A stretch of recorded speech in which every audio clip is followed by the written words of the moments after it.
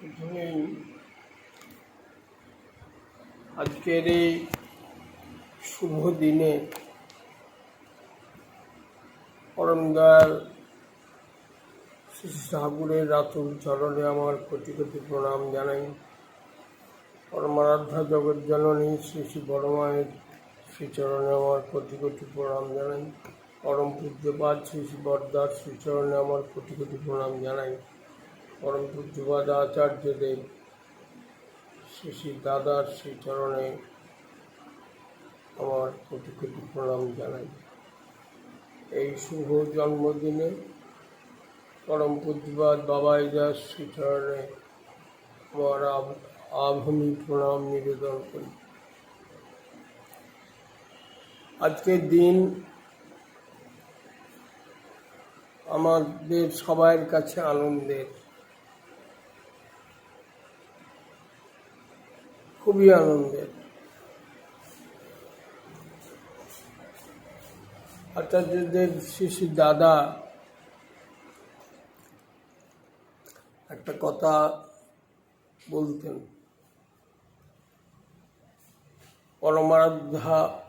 পরমারাধ্য শ্রী শ্রী পিতৃদেবের জন্মতিথি উৎসবে শ্রী শ্রী দাদা প্রায়ই বলতেন যে আজকে আমরা শুধু আনন্দ করব। এই যে করতেনও তাই। তো কালকে রাত্রিবেলা শ্রী শ্রী দাদার কাছে সবাই আছেন, পরম পূজনীয়া বৌদি আছেন, পূজ্যপাদ বাবাইদা আছেন, পিঙ্কিদা আছেন। তো তারা খুব আনন্দ করে সব বলছেন কালকে ভালো করে খাওয়া দাওয়া দরকার, সকালে দুপুরে রাত্রিরে এইসব নানা রকম বলে চলেছেন। সেই অভিব্যক্তিগুলো তো আর আমি দিতে পারবো না, তার যে আনন্দের প্রকাশ সেইটা উপভোগ করার মতো। তিনি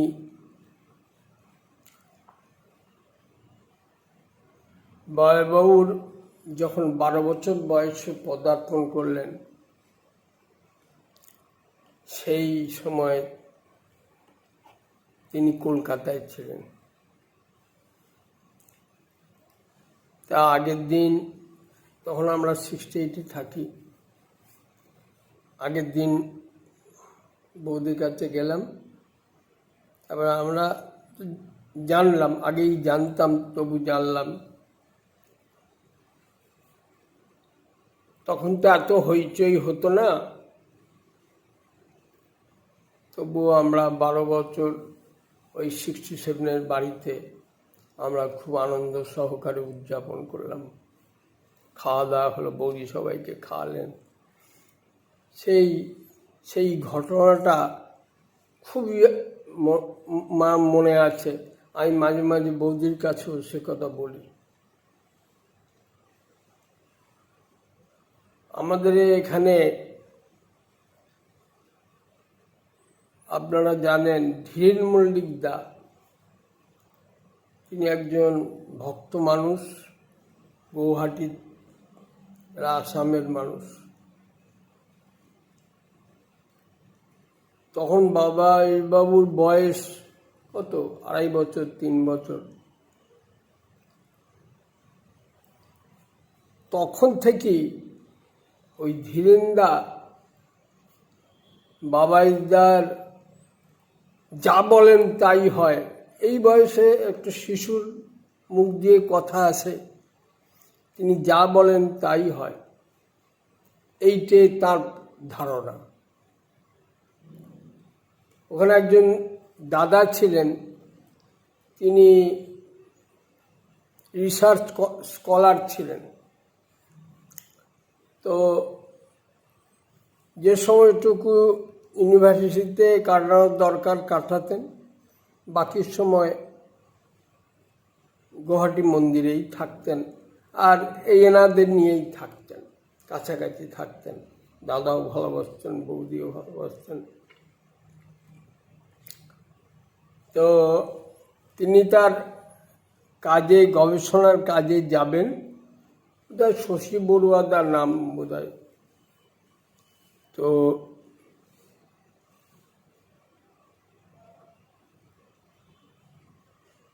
তো বাবাই তাকে জিজ্ঞেস করছেন, বাবা আমি একটু যাই এখন। বলে, না না, আপনি যাবেন না, গেলে ভিজে যাবেন, যাবেন না। কোথায় বৃষ্টি, আকাশ পরিষ্কার আকাশ, আমি আবার চলে আসবো, কাজ ছেড়েই চলে আসবো। না না, এখন যাবেন না। তো যাই হোক, ভয় হোক, আড়াল করি হোক, যাই হোক, তিনি চলে গেলেন। যে সে রাস্তায় যেতে না যেতে কোথা থেকে মেয়ে গেল, কি হলো, হুড়মুড় করে বৃষ্টি পড়ল, ভিজে গেলেন। তারপরে আর যাওয়া হলো না, ফের ঘুরে এলেন গুয়াহাটি মন্দিরে। তারপরে ভিজে গেছেন।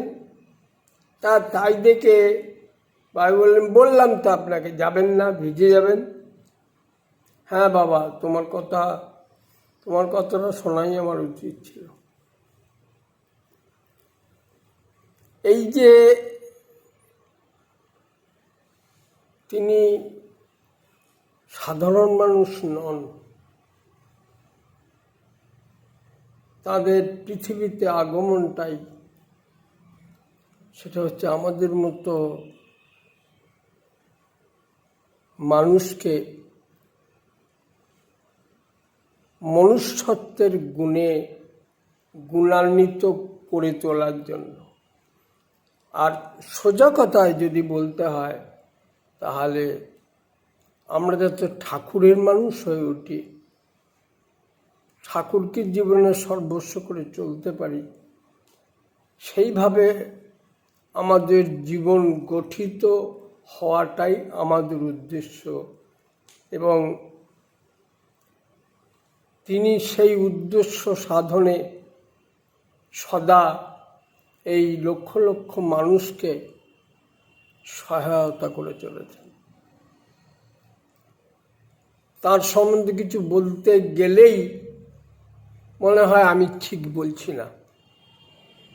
যে জ্ঞান, যে সাধনা বা তার যে দর্শন, তার নিজের যে ঐশ্বরিক ক্ষমতা বা প্রভাব, এটা আমি রিচ করতে পারি না, আমি পৌঁছাতে পারি না।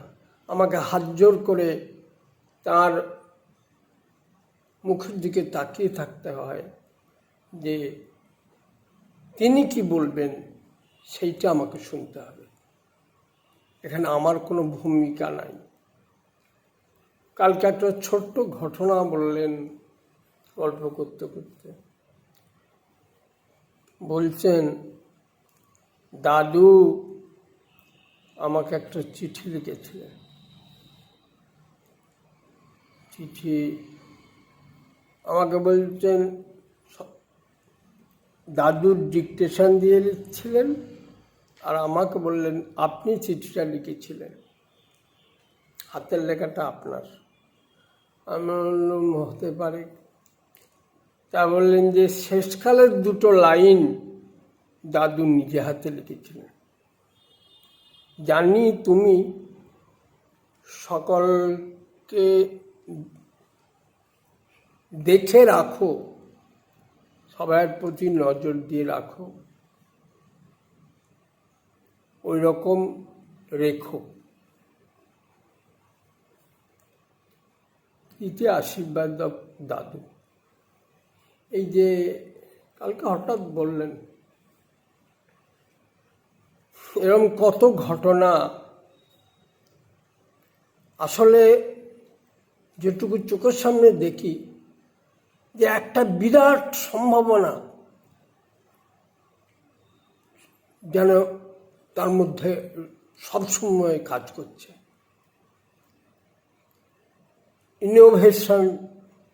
ইনোভেটিভ ব্রেন, সবসময় সৃষ্টির, নিত্য নতুন সৃষ্টির একটা প্রবণতা। এই যে হঠাৎ বললেন কলকাতা সম্মেলন করতে হবে, নদিয়ায় ওরা অনেকদিন ধরে করছে, তাতে এই প্রতিকূল অবস্থার মধ্যেও পরমপিতার কাজ এগিয়ে চলছে। যেদিনই কলকাতার কথা উঠল সেই দিনই মহারাষ্ট্রে ওদের ডেকে বললেন, তারপরেতে হায়দ্রাবাদ, ব্যাঙ্গালোর, মধ্যপ্রদেশ, ছত্তিশগড়, উড়িষ্যা, সব জায়গায় তিনি বলে দিলেন যে এরকম যদি প্রতি মাসে করা হয় তাহলে সবার সঙ্গে একটা যোগ হবে। বাদলাপুরে হয়েছে, তো দাদা পরম পূজ্যপাদ আচার্যদেব দাদার সামনেই কথা হচ্ছে, পূজ্যপাদ বাবাইদাও আছেন। তো তখন ওই প্রলয় সে খবরটা দিল যে সকলে এত আনন্দ পেয়েছে এই সম্মেলনটা করে, সবাই নিত্য নতুনভাবে চার্জ হয়ে উঠেছে। বললে আমরা হঠাৎ যেন মনে হলো যে এই সম্মেলনের ভেতর দিয়ে আমরা বসে পড়েছিলাম, সবাই উঠে দাঁড়িয়েছি।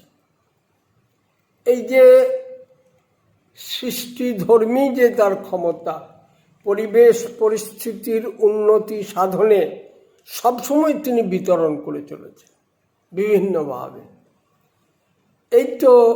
এটা তো আমাদের ঠাকুরের কাজের, যার সঙ্গে আমরা আমাদের জীবন জড়িত, যেটার মধ্যে দিয়ে আমাদের জীবনের বিকাশ ঘটে চলেছে, সেটা তো তিনি আজ বহুদিন ধরে করে চলেছেন। সমগ্র সৎসঙ্গ জগতে তিনি এমন একটা দৃষ্টান্ত স্থাপন করে রেখেছেন যা মানুষকে যুগে যুগে, আজ বলে শুধু নয়, যুগে যুগে প্রেরণা দেবে। যে 3.5 মাসে 4.5 লক্ষ দীক্ষা, এটা, এবং সব থেকে আশ্চর্য যে এই প্রোগ্রামটা তিনি 3 মাস আগে করেছেন। ট্রেন আছে, গাড়ি আছে, প্লেন আছে, এই যে বিভিন্ন জায়গায় বিভিন্ন যানবাহনের সাহায্যে পৌঁছতে হচ্ছে, এবং সেই প্রোগ্রামটা 3 মাস আগে নির্ধারিত হয়েছে। আমরা তো জানি যেগুলো আমাদের জীবনে নিয়ত ঘটে চলেছে, সেটা হচ্ছে এই ট্রেন লেট করতে পারে, প্লেন দেরি করে ছাড়তে পারে, গাড়িতে যেতে কোথাও জ্যামে পড়তে পারে। এসব তো খুব স্বাভাবিক সহজ ঘটনা, অথচ প্রোগ্রামটা 3 মাস আগে ঠিক হয়েছে। তিনি যেখানে যেখানে যে সময়ে যাবেন বলেছেন তিনি তাই গেছেন, বরঞ্চ 2 মিনিট আগে গেছেন, 5 মিনিট আগে গেছেন। এই যে তার দর্শন, তার ভাগবত শক্তি, যে তিনি যাচ্ছেন, তিনি যাবেন, সেখানে কোনো বাধা নয়, সেখানে প্রকৃতি তাকে সহযোগিতা করছে।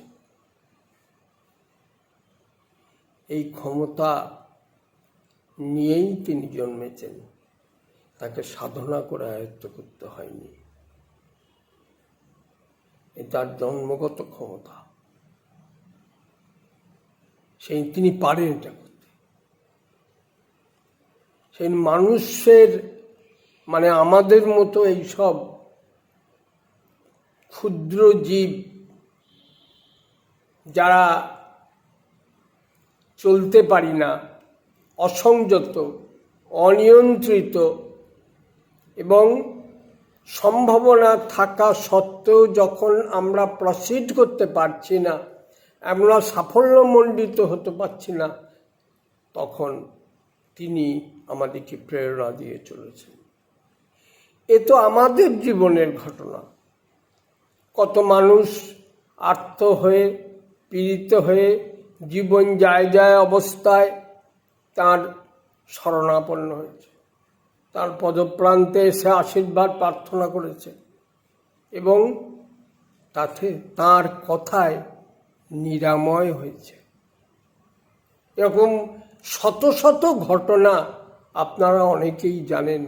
কলকাতায় একবার একটা হয়েছিল যে সন্তান মরণাপন্ন, কিছুতেই বাঁচার আশা নাই, তার বাবাইদার চরণে সে প্রার্থনা জানাচ্ছে। আগে একদিন বলেছেন, তারপরে আবার বললেন তখন বাবাইদা বললেন, আপনি একদম আপনার ছেলের কথা বলবেন না, পরম পিতার ওপর ছেড়ে দিন, বাঁচে বাঁচুক, মরে মরুক, আপনি শুধু নাম জপ করেন পরম পিতাকে রাখেন, আপনি ছেলের প্রসঙ্গ একদম করবেন না, পরম পিতাকে রাখেন, দেখুন তিনি কি করেন। এই যে তার দৃপ্ত কথা, এবং এটা একটা সাংঘাতিক ব্যাপার, আমরা তো এরকম করে বলতে পারবো না। তার মানে তিনি সেটার সম্বন্ধে অবগত আছেন, আমাদের সেই অবগতি নাই। এই যে আস্তে আস্তে তার বলার পর থেকে তিনি ভাবলেন না এবং তাতে ছেলে সুস্থ হয়ে উঠল, এটা ঘটে তার কথাতে।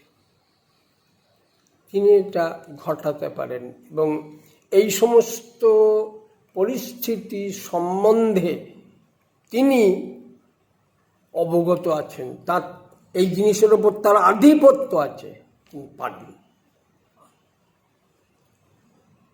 এই যে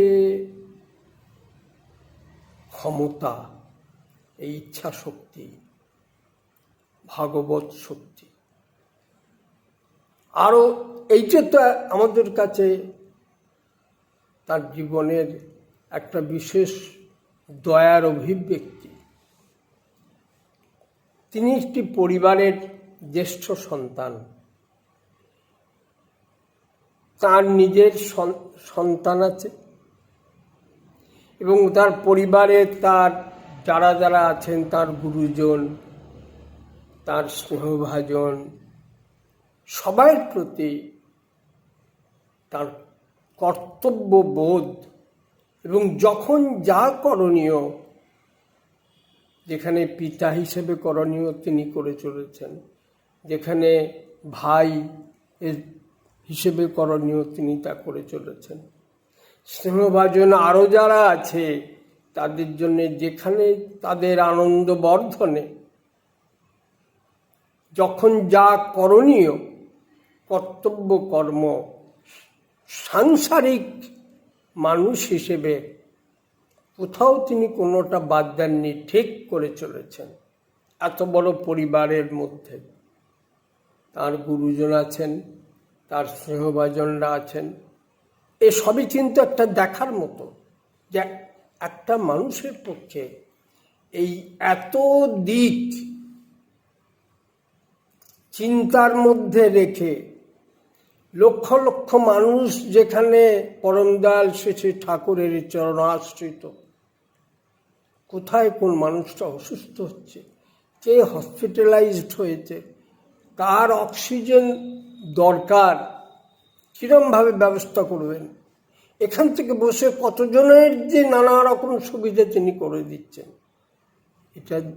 এইগুলি একটা মানুষ সমস্ত দিক নজরে রেখে নিজের কর্তব্য কর্ম যেমন আছে, সেরকম আমাদের মতো মানুষের প্রতি তার যে দয়া, সহানুভূতি এবং আমাদিকে যে প্রভুর শ্রীচরণে আবদ্ধ করে রাখা, আমরা যাতে ঠাকুরের হয়ে উঠি। আমাকে একদিন একটা কথা বললেন একটা মানুষ সম্পর্কে, বললেন, দেখুন ওই মানুষটাকে যদি আমি ধরে না রাখি তাহলে ও থাকবে না। সেজন্য ওর সঙ্গে আমি এই রকম ব্যবহার করি, খোঁজ খবর নিই, যেন অন্য কেউ দেখে ভাববে যে ওর প্রতি আমি বিশেষভাবে ভালোবাসার অভিব্যক্তি দেখাচ্ছি। কিন্তু সেটা ঠিকই, কিন্তু তার কারণ হচ্ছে আমি যদি ওকে এইভাবে ধরে না রাখি তাহলে ও থাকবে না, সে ছুটে যাবে ঠাকুরের জগৎ থেকে।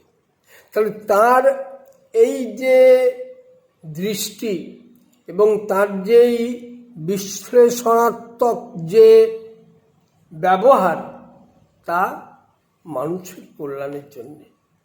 তাহলে তিনি জন্মের থেকে এই সমস্ত জীবজগতের প্রতি তার যে দৃষ্টি, তিনি কল্যাণ করে চলেছেন সব দিকে। এখানে বসে থাকলে মাঝে মাঝে খুব আশ্চর্য হতে হয় যে একটা মানুষ, তিনি তো আমাদের মতোই মানুষ, দুটো হাত দুটো পা, তাই তারও তো আছে, কিন্তু কি অসীম ক্ষমতার অধিকারী, চিন্তা, জ্ঞান, দৃষ্টি, মানে সব দিকে একটা মানুষ কি করে মনে রাখে এত? দীক্ষার কাজে তিনি গেছেন হায়দ্রাবাদের কোনো জায়গায়, এবং সেখানে থেকে এখানে সম্ভবত টিঙ্কুবাবুর মেয়ের জন্মদিন ছিল, পূজনীয় টিঙ্কুবাবুর মেয়ের জন্মদিন ছিল। তিনি ওখান থেকে বসে ব্যবস্থা করে তাকে এখানে উপহার পাঠিয়েছেন। এই যে একটা পরিবারের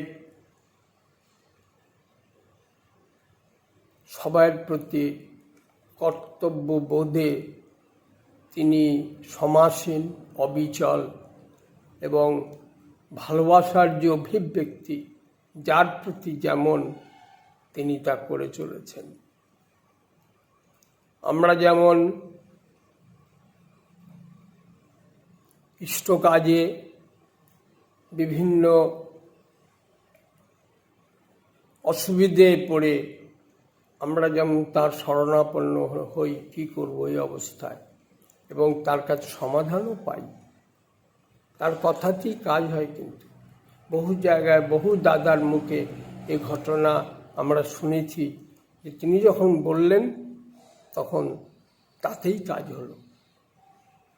অনেক সময় এই সব ঘটনায় প্রভাবিত হয়ে অনেক অদীক্ষিত মানুষ এসেছেন এখানে, বলছে আমি বাবাইদার মাধ্যমে দীক্ষা নিতে চাই। কে তিনি? এই একটা জীবন আমরা চোখের সামনে দেখতে পাচ্ছি। আমরা যদি সর্বতভাবে ঠাকুর যেমন বলেছেন সেই চলনে নিজেদেরকে সংস্কৃত করে আমরা চলতে চাই, এবং আমরা নিজেদেরকে তেমন করে তার ইচ্ছা অনুযায়ী নিজেদেরকে তার সেবায় ব্যবহার করাটাই আমাদের উদ্দেশ্য, এবং এই উদ্দেশ্য সাধনে আমরা সর্বতোভাবে তার দয়া আমরা পাবো, এটা আমরা মনে প্রাণে বিশ্বাস করি। আজকে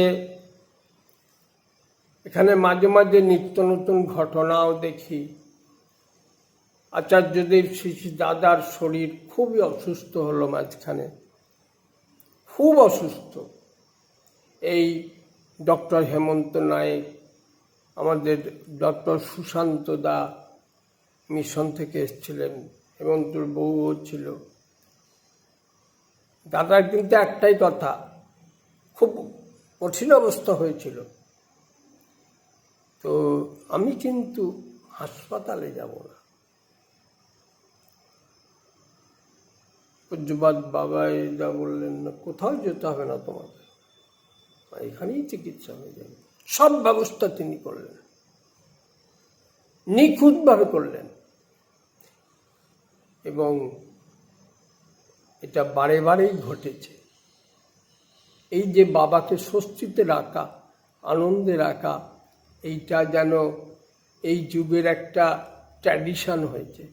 আমরা পরম দয়াল শ্রী শ্রী ঠাকুরের ক্ষেত্রে দেখেছি, পরম পূজ্যপাদ শ্রী শ্রী বরদা কেমন করে শ্রী শ্রী ঠাকুরের স্বস্তি বিধান করেছেন, তাকে সুখে রেখেছেন, তার যাবতীয় কাজকর্ম নিজের মাথায় তুলে নিয়েছেন। এই যে নিজেকে যেরমভাবে উপস্থাপিত করেছেন মানুষের কাছে, তার মধ্যে দিয়ে তিনি পরম দয়াল শ্রী শ্রী ঠাকুরের সার্থক প্রতিষ্ঠাই করে গেছেন। এটা একটা বাস্তবে এটা তার লীলা। পরবর্তীকালে পরম পূজ্যপাদ শ্রী শ্রী বরদার ক্ষেত্রে দেখেছি যে পরম পূজ্যপাদ আচার্যদেব শ্রী শ্রী দাদা কেমন করে বাবাকে আগলে রেখেছিলেন। বাবার শরীর খারাপ, ওই দোকানে বসতেন, মানুষ হাজারে হাজারে মানুষ এসেছে এবং তারা সবসময় শ্রী শ্রী বরদার দর্শন পায়নি, কথা বলতে পারেনি, নিজের সমস্যার কথা নিবেদন করতে পারেনি। কিন্তু পরম পূজ্যপাদ আচার্যদেব শ্রী দাদার সঙ্গে কথা বলে তারা সমাধান পেয়ে গেছেন। বহু ঘটনা আমার চোখের সামনে ঘটেছে, আমি দেখেছি। সেই একজন গুরু ভাই, সে আসাম না কোথা থেকে এসেছিল, সে 8 দিন 9 দিন ধরে বসে আছে এখানে। পরম পূজ্যপাদ শ্রী শ্রী দাদা তাকে জিজ্ঞেস করলেন, দাদা আপনি কোথা থেকে এসছেন? অমুক জায়গা থেকে।